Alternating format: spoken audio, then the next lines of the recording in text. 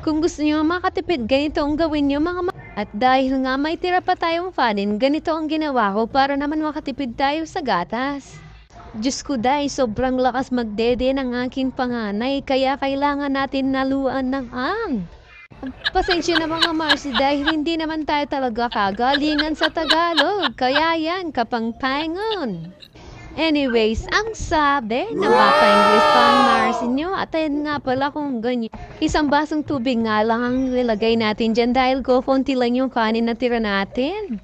At kung medyo malapot-lapot na ay pwede na yan, lagyan lang natin ng 5 takal na gatas at konting mainit na tubig.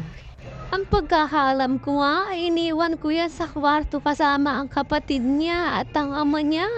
Hindi ko alam, nangingiram na pala. Dahil nga gagawa ako ng gatas nila para tahimik sila. At ayan ang nangyari, ang kaganapan, enjoy at lumabas din ang niyang kuya. Diyos ko dayang, alam ko nasa kwarto na sila at nakahiga doon na ng pagkakita ko ayan nagkuulitan silang dalawang magkuya. Wala akong kaalam-alam na ganyan na pala ang ginawa nila.